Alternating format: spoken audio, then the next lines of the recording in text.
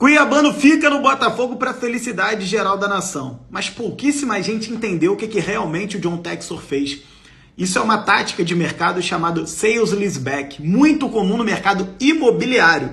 Ninguém viu isso e eu vou te contar a partir de agora. Mas antes de mais nada, já segue o canal do Manel para você poder entender o futebol e o Botafogo para muito além da superfície do debate. Para quem não é entendido muito de mercado imobiliário e até outros segmentos da economia, o site da XP tem até um desenho explicando como é que funciona. Ali na esquerda você tem o proprietário de um imóvel. Ele vende esse imóvel para um investidor. Esse investidor aluga de volta esse imóvel para o proprietário. Mas por que o proprietário e o investidor fariam isso? Todos saem ganhando. O proprietário se capitaliza no curto prazo com o valor do imóvel e o investidor passa a ter uma renda em função daquele ativo financeiro que ele coloca para alugar.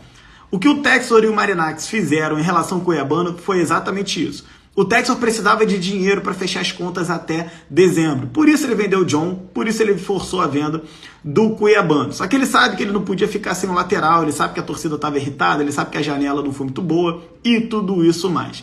Então ele negociou com o Marinakis alugar o Cuiabano de volta. Como? Pagando os seus salários.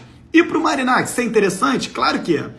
Recentemente o Botafogo recebeu uma proposta de 9 milhões de euros pelo Cuiabano do Brighton, da Inglaterra, mais bônus. O que significa dizer que os 6 milhões de euros pagos pelo Marinakis, ali na frente, vão se converter em 9, 10, 11, 12, quem sabe 15 milhões de euros. Porque agora o ativo deixa de ser um ativo de futebol brasileiro e passa a ser um ativo de Premier League. Para o Cuiabano foi ótimo. Agora ele é um jogador de Premier League e certamente teve uma valorização salarial muito boa. O jogador saiu ganhando, o Marinakis saiu ganhando e o Textor saiu ganhando. E no final das contas, quem saiu ganhando? O Botafogo. Portanto, meus amigos, o John Textor fez uma jogada de gênio. Uma pena que o debate no futebol brasileiro seja tão raso por parte da imprensa, que prefere, ao invés de estudar o mercado e entender o que realmente está acontecendo, ficar criticando o John Textor cegamente e ficar assim, verbalizando sobre tem que ter fair play financeiro, tem que ter fair play financeiro. Isso aqui, meu amigo, não é proibido na França, na Inglaterra, em Portugal, na Itália, na Espanha. Não tem um país no mundo que proíba isso. Por que seria proibido no Brasil? Quase que o Danilo foi embora do Botafogo. Não necessariamente, mas tentaram contratar. Irmão, o torcedor do Botafogo, não vou nem falar que não tem um dia, né, de paz, né, que é uma frase batida para muito torcedor do futebol brasileiro, mas eu diria que não tem um minuto. Né? Inclusive até o último minuto da janela de transferências europeia, lá da Premier League, foi assim.